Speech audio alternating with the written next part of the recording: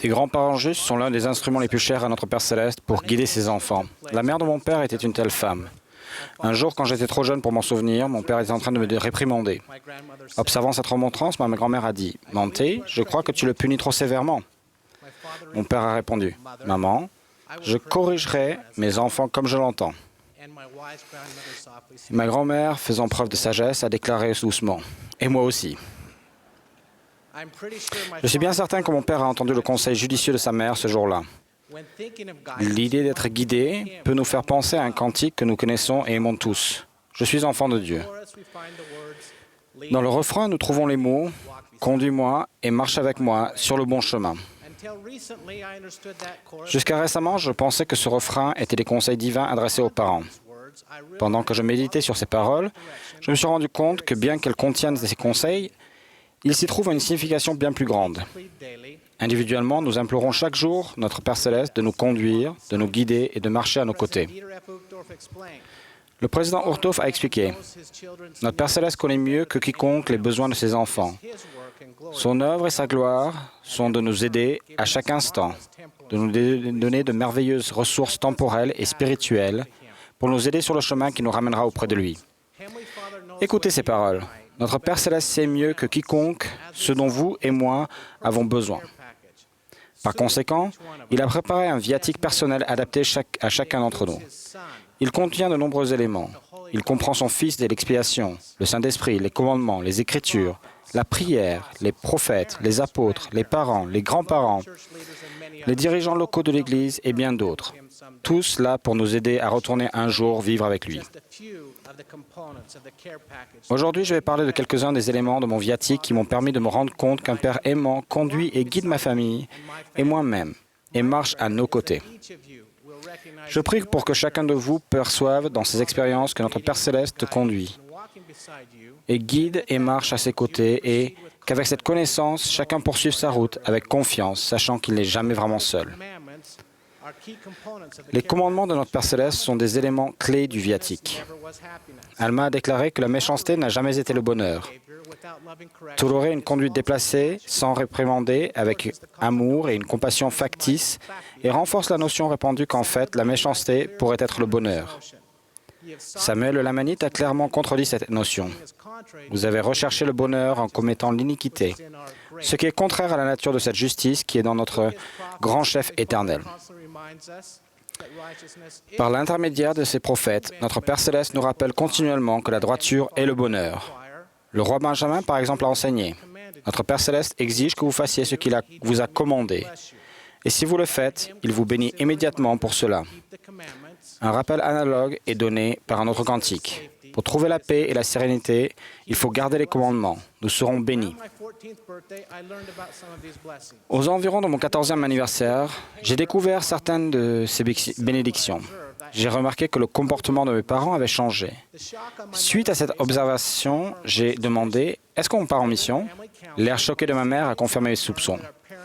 Plus tard, au cours d'un conseil de famille, mes frères et sœurs et moi avons appris que nos parents avaient été appelés à présider une mission. Nous habitions un beau ranch au Wyoming, États-Unis. De mon point de vue, la vie était parfaite. Je pouvais rentrer de l'école, m'acquitter de mes tâches et aller chasser, pêcher ou partir à la découverte avec mon chien. Peu après avoir été informé de l'appel, j'ai compris que j'allais devoir me séparer de mon chien, Blue. J'ai affronté mon père, lui demandant ce que je devais faire de Blue. Je voulais vraiment souligner l'injustice de ce que Dieu exigeait.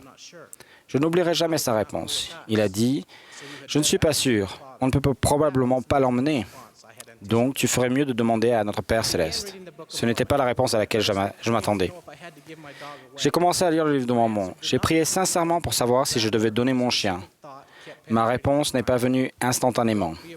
C'était plutôt une pensée précise qui pénétrait mon esprit.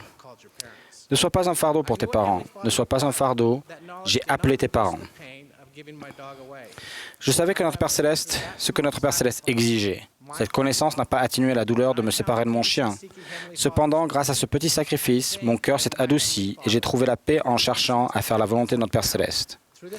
Je remercie mon Père Céleste pour les bénédictions et le bonheur que j'ai trouvé grâce aux Écritures, à la prière, au Saint-Esprit et à un Père terrestre digne qui a joué son rôle d'instructeur principal de l'Évangile auprès de ses enfants. Ils m'ont conduit, m'ont guidé et ont même marché à mes côtés pour m'aider à trouver le chemin, en particulier lorsque j'ai eu quelque chose de difficile à faire. En plus des éléments du viatique que j'ai mentionnés, nous avons tous la chance d'avoir un dirigeant de la prêtrise qui nous conduit et nous guide. Le président Pecker a dit « Les évêques sont inspirés. Chacun de nous est libre d'accepter ou de rejeter les conseils de ses dirigeants. Cependant, ne méprisez jamais les conseils de votre évêque, qu'ils soient donnés en chair ou individuellement. Ces hommes s'efforcent de représenter le Seigneur. Que nous soyons jeunes ou âgés, lorsque Satan veut nous faire croire que tout est perdu, les évêques sont là pour nous guider. En parlant à d'autres évêques, j'ai découvert un thème commun aux confessions de désobéissance ou aux souffrances d'innocents ayant subi des torts terribles. Les évêques veulent instantanément exprimer l'amour de notre Père Céleste pour la personne et le désir de marcher aux côtés de la personne pendant qu'elle trouve le chemin de la maison. L'élément peut-être le plus extraordinaire du viatique de notre Père Céleste est décrit par ces paroles. « Car Dieu a tant aimé le monde qu'il a donné son Fils unique. » Pour nous apprendre à tous comment agir, Jésus-Christ a montré la voie en nous donnant l'exemple parfait que nous devons essayer d'imiter. Il nous implore, les bras grands ouverts, de le suivre. Et lorsque nous échouons, ce qui nous arrive à tous, il nous rappelle « Car voici, moi, Dieu, j'ai souffert ces choses pour tous, afin qu'ils ne souffrent pas s'ils se repentent. » Quel merveilleux cadeau! Le repentir n'est pas une punition, c'est une faveur. C'est une faveur qui nous conduit et nous guide. Pas étonnant que les Écritures déclarent que nous devrions ne prêcher que le repentir. Notre Père Céleste a de nombreuses ressources, mais il se sert souvent de quelqu'un pour l'aider. Chaque jour, il nous donne des occasions de conduire, de guider et de marcher aux côtés d'une personne dans le besoin. Nous devons suivre l'exemple du Sauveur. Nous aussi, nous devons nous occuper des affaires de notre Père Céleste. Nous, président général des jeunes gens, nous savons que les jeunes sont bénis lorsqu'ils ont des parents et des dirigeants qui les conduisent, les guident et marchent à leur côté. Voici 3 principes qui nous permettront de faire partie du viatique de notre Père Céleste pour les autres. Premièrement, soyez avec les jeunes. Le président Eyring a mis l'accent sur ce point. Il y a des choses d'une grande importance que nous pouvons faire. La manière dont nous vivons la doctrine aura bien plus d'effet que les paroles que nous employons pour enseigner la doctrine.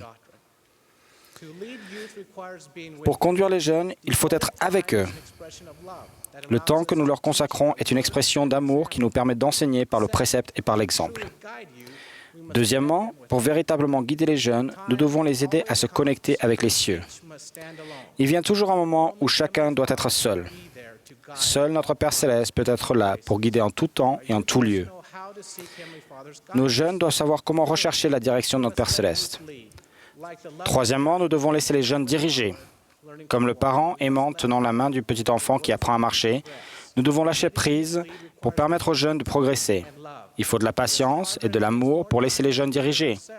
C'est plus difficile et cela prend plus de temps que de diriger nous-mêmes. Ils peuvent trébucher en chemin, mais nous marchons à leur côté. Frères et sœurs, il y aura des moments de notre vie où la bénédiction d'être guidé semblera lointaine ou manquante. Dietrich Christofferson a promis, dans les moments de détresse, que vos alliances soient primordiales et que votre obéissance soit sans défaut. Alors vous pourrez demander avec foi, sans douter, ce dont vous avez besoin, et Dieu vous répondra. Il vous soutiendra quand vous œuvrez et veillez. En son temps et à sa manière, il vous tendra la main en disant « Je suis là ». Dans un tel moment, j'ai recherché les conseils de notre Père Céleste par la prière constante et sincère pendant plus d'1 an pour trouver la solution à une situation difficile. Je savais logiquement que notre Père Céleste exauce toutes les prières sincères. Pourtant, un jour, j'étais tellement désespéré que je suis allé au temple avec une seule question. « Père Céleste, est-ce que tu te soucies vraiment de moi ?» J'étais assis dans le fond de la salle d'attente du temple de Logan, en Utah, quand à ma grande surprise, le président du temple, Von J. Featherstone, un ami proche de la famille, est entré dans la pièce. Debout devant l'Assemblée, il nous a tous souhaité la bienvenue. Lorsqu'il m'a remarqué parmi les usagers du temple, il a cessé de parler, m'a regardé dans les yeux et m'a dit « Frère Broad, cela me fait plaisir de vous voir au temple aujourd'hui. » Je n'oublierai jamais ce que j'ai ressenti à ce moment-là. C'était comme si, Par cette salutation, notre Père Céleste me tendait la main et disait « Je suis là ». Notre Père Céleste est vraiment là et entend prier les enfants chaque fois. Moi, l'un de ses enfants, je sais que la réponse à ma prière m'a été donnée au moment voulu par le Seigneur.